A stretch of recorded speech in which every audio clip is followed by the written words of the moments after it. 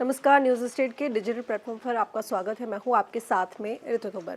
India गठबंधन में नेतृत्व को लेकर लगातार खींचतान चल रही है। अब इसी बीच में आरजेडी नेता लालू प्रसाद यादव की एंट्री हो चुकी है। दरअसल उन्होंने बड़ा बयान दिया है। उन्होंने कहा है कि नेतृत्व को लेकर कांग्रेस का पीछा छोड़िए, बल्कि बात अब ममता बनर्जी को लेकर करते हैं कि ममता बनर्जी इंडिया नेतृत्व की कमान संभाल सकती हैं। ये बयान दिया है लालू प्रसाद यादव ने। लेकिन इस पूरे मामले को लेकर सभी जो नेता हैं इंडिया गठबंधन से जुड़े हुए, सभी की प्रतिक्रियाएं आ रही हैं। क्या कुछ कहा जा रहा है और क्या चल रहा है, इस बारे में थोड़ा विस्तार से बात करेंगे। अरुण मेरे साथ में जुड़ेंगे। अरुण, अभी तक क्योंकि राहुल गांधी के नेतृत्व को लेकर सवाल उठ रहे थे, जैसे ही हाल ही में जो चुनाव हुए हैं, चाहे हम हरियाणा के चुनाव देख लें, महाराष्ट्र के चुनाव देख लें, तो उसके बाद प्रदर्शन को लेकर कई तरह की बातें सामने आई और दबे छुपे लफ्जों में ये कहा गया कि राहुल गांधी ठीक तरीके से अपनी जिम्मेदारी निभा पाने में असफल है। अब ऐसे में नेतृत्व की कमान किसी सौंपे, ऐसे में जो ममता बनर्जी हैं, उन्होंने अपनी तरफ से ये कह दिया क्योंकि गठन मैंने किया, आइडिया मेरा था, तो मैं नेतृत्व भी कर सकती हूँ।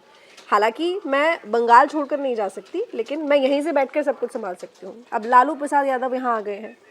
उन्होंने अचानक से अपनी तरफ से ये बयान दिया, आइडिया दिया, क्योंकि सक्रिय राजनीति में वो इतने एक्टिव नहीं है। लेकिन इसके साथ ही जो और नेता हैं हर मोर्चे पर, वो क्या कह रहे हैं?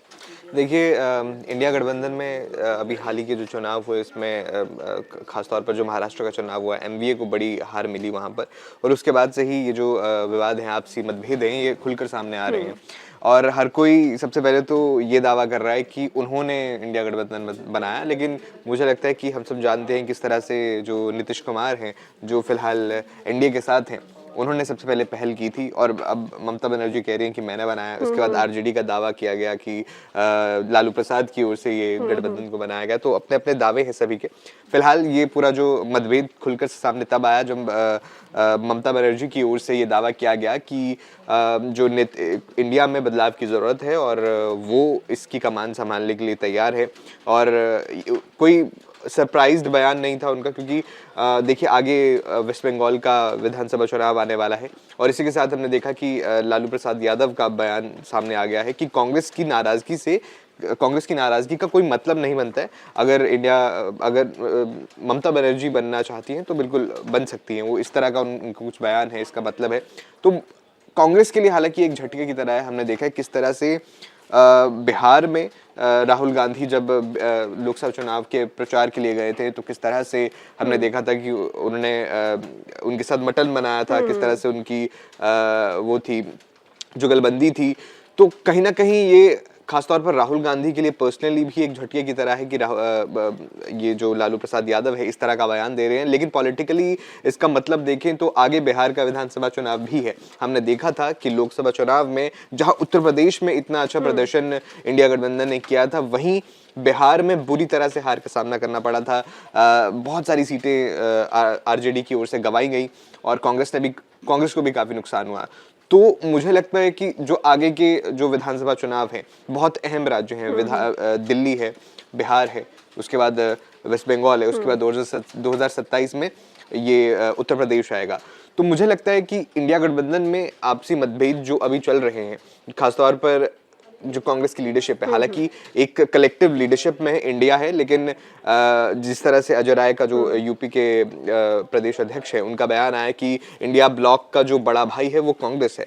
तो यहाँ तक कि बिहार में भी जो अखिलेश प्रसाद सिंह हैं, कांग्रेस के प्रदेश अध्यक्ष, उनका भी ये कहना है कि ममता बनर्जी स्टेट वाइज अगर हम देखें तो ठीक है, उनका व्यक्तित्व और उनकी पार्टी वहीं तक सीमित है। अगर हम इस परिप्रेक्ष्य में देखें कि नेशनल लेवल पर वो नेतृत्व कर सकेंगी या नहीं कर सकेंगी, तो वो मुश्किल है, क्योंकि नेशनल लेवल का चेहरा ही नहीं है। देखिए, और बिल्कुल ममता बनर्जी का स्ट्रॉन्ग होल्ड जो है वेस्ट बंगाल है, और हम देख रहे हैं कि न सिर्फ बीजेपी से उन्हें चैलेंज मिल रहा है, बल्कि कांग्रेस की जो लोकल यूनिट है वहां से भी उन्हें चैलेंज मिल रहा है। हमने देखा था किस तरह से जब लोकसभा चुनाव हुए थे तो ममता बनर्जी ने अकेले चुनाव लड़ने का ऐलान कर दिया था। बाद में जो वहां के अधीर रंजन चौधरी हैं, जो कांग्रेस के अध्यक्ष हैं वहां पे, उनकी ओर से लगातार ममता बनर्जी पर निशाना साधा गया। और बाद में बिल्कुल, और ममता बनर्जी ने कहा था कि अगर सरकार इंडिया गठबंधन की बनती है तो हम इंडिया गठबंधन को सपोर्ट करेंगे, इस तरह से। तो देखिए, अब अब आगे तो विधानसभा चुनाव है, तो मुझे नहीं लगता कि अगर इंडिया गठबंधन इस तरह से चलेगा, और सीट बंटवारे पे हमने आमतौर पर देखा है किस तरह से इंडिया गठबंधन में हमेशा से खींचतान रहती है। महाराष्ट्र में हमने देखा और दूसरे राज्यों में भी हमने देखा कि सीट बंटवारा हमेशा उस पर पेच फंसता है। और ये राज्य जो है, बिहार की बात करूं अगर मैं, या फिर वेस्ट बंगाल की बात करूं, या उत्तर प्रदेश की, सबसे पहले तो जो है दिल्ली का विधानसभा चुनाव है, वहां पर भी कोई सीट बंटवारे का कोई ऐसा कुछ है नहीं, फ्रेंडली फाइट देखने को मिल रही है।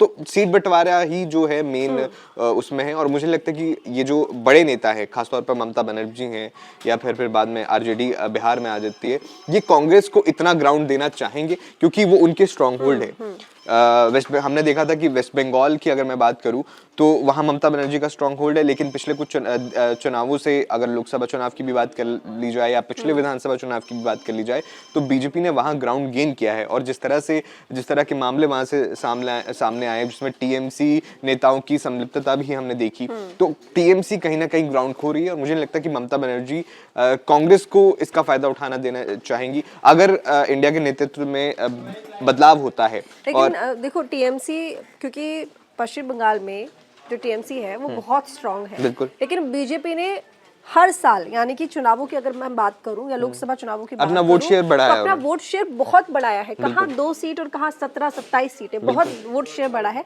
धीरे धीरे करके परिवर्तन आएगा, वक्त लगेगा। और इतने सालों की एंटी इनकम्बेंसी भी है वहां पर। एग्जैक्टली। लेकिन बड़ी बात यह है कि यहाँ पर जो ममता बनर्जी है, उनको ये लगता है कि वो जो विपक्ष की पार्टियां हैं उसमें सबसे ज्यादा मजबूत हैं, क्योंकि काफी मजबूती के साथ वो चुनाव लड़ती हैं और जीतती भी हैं भारी बहुमत से। जाहिर है कि वो सत्ता में आती है। कांग्रेस पूरा दमखम लगाती है, बीजेपी पूरा दमखम लगाती है, लेकिन देखा जाता है कि कहीं ना कहीं कांग्रेस के कंपैरिजन में जो टीएमसी पार्टी है वो अपने स्टेट में तो बहुत ज्यादा मजबूत है। और शायद यही वजह है कि अब ममता बनर्जी ये सोचती हैं कि अगर मैं यहाँ पर इंडिया गठबंधन का नेतृत्व करूं तो मेरे से ज्यादा अच्छा शायद ही कोई कर पाए। बिल्कुल। और देखिए, अगर नेतृत्व ममता बनर्जी के हाथ में आता है तो सीट बंटवारे पर, सीट जो जब बंटवारा होगा तो उसमें उनका शेयर, उनका से बहुत ज्यादा हो जाएगा, तो वो अपनी टर्म्स पर सीट बंटवारा कर पाएंगी। और मुझे लगता है कि बिल्कुल ये उनका मकसद भी है, वो चाहती हैं। लेकिन एक बात और यहाँ पर अरुण, क्योंकि आप जो पश्चिम बंगाल में हो, आप पूरे देश में हर स्टेट में उतने नहीं हो, तो जाहिर तौर पर कि आपको सीटें कितनी मिलेंगी कितनी नहीं मिलेंगी, ये टोटली डिपेंड करेगा कि आपका वोट प्रतिशत उस राज्य में है भी कि नहीं। क्योंकि अगर आप अब आके यूपी में चुनाव लड़ेंगे तो यूपी में आपको कितने वोट मिलेंगे। बिल्कुल। ये बिल्कुल इस चीज पर इंडिया गठबंधन को सोचना होगा, खासतौर पर अगर कोई स्थानीय नेता, किसी एक स्पेसिफिक राज्य का स्ट्रॉन्ग नेता इंडिया गठबंधन की लीडरशिप चाह रहा है, तो ये समझने वाली बात है। क्योंकि हम लगातार यहाँ पर नेतृत्व को लेकर डिस्कस कर रहे हैं। जब इंडिया गठबंधन बन रहा था उस वक्त भी एक बड़ा सवाल यही था कि अगर इंडिया गठबंधन जीत जाता है तो ऐसे में पीएम का चेहरा कौन होगा। जब नीतीश थे तो जाहिर तौर पर वो अपनी बात कर रहे थे, राहुल गांधी, क्योंकि कांग्रेस राहुल गांधी को रिप्रेजेंट करती है, तो ऐसे में राहुल गांधी अपनी बात कर रहे थे। कहीं ना कहीं ये कसक राहुल गांधी अपनी बात नहीं कर रहे थे, कांग्रेस के नेता राहुल गांधी की, ममता बनर्जी की मन में अपनी कसक होगी। मतलब तमाम बड़े नेता ये सोच रहे थे कि हमें मौका मिलेगा या हमें सीट चाहिए। अब ऐसे में ये आज नहीं तो कल दिक्कत आनी थी कि नेतृत्व कौन करेगा, किसके नेतृत्व में पार्टी जो पूरा गठबंधन है वो कैसा काम करेगा। और सबसे बड़ी बात यह है कि कांग्रेस खुद को नेशनल लेवल की पार्टी कांग्रेस है, उसका एक वक्त था जब सभी स्टेट्स में अच्छा होल्ड था, लेकिन अब वो खो गया है। बिल्कुल। अब वो उस स्थिति में नहीं है, उस कंडीशन में नहीं है जो वो पहले थी। अब सीटों को लेकर जब बात होती है तो तमाम जो प्रदेशीय स्तर की पार्टी होती हैं वो बराबर टक्कर लेती है कि आप इतनी सीटें क्यों लेंगे, हम भी लेंगे। वो हमने रिसेंट में देखा, यूपी उपचुनाव की बात करें तो जहां कांग्रेस 5 सीटों पर दावा कर रही थी, तो सपा की ओर से उन्हें नहीं दिया गया 9 की 9 सीटों पर। जब चुनाव हुआ तो 9 की 9 सीटों पर उन्होंने कहा कि हम अपने उम्मीदवार उतारेंगे। तो जिस तरह से आपने जिक्र किया कि पिछली बार अलग अलग पीएम के दावेदार थे, तो ये तो कुछ ऐसा ही था कि बारात तैयार थी लेकिन दूल्हे का डिसाइड नहीं था कि दूल्हा कौन बनेगा। लेकिन आपका मुकाबला देखिए किसके साथ है। एनडीए में ये कंफर्म था कि जो पीएम कैंडिडेट हैं वो नरेंद्र मोदी ही होंगे। और मुझे लगता है कि इसी वजह से उनकी ओर से कोई ऐलान नहीं किया गया कि कौन जो है पीएम बनेगा। कलेक्टिव लीडरशिप में लड़ने का फैसला लिया गया, लेकिन मतभेद हमने तब भी देखे थे। और हाल ही में जब इतने सारे चुनाव हुए जहां कांग्रेस को इतनी ज्यादा हार का सामना करना पड़ा है, तो मुझे लगता है कि कांग्रेस की पोजीशन एक वीक पोजीशन बन गई है।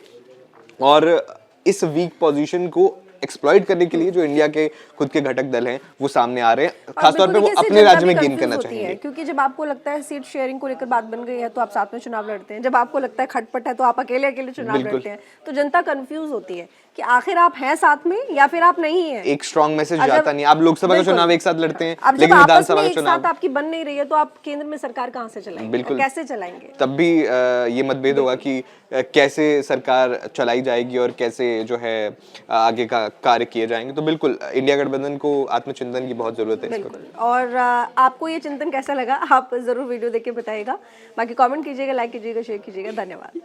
न्यूज नेशन अब व्हाट्सएप पर खबरों के ताजा अपडेट के लिए न्यूज नेशन के इस QR कोड को स्कैन करें।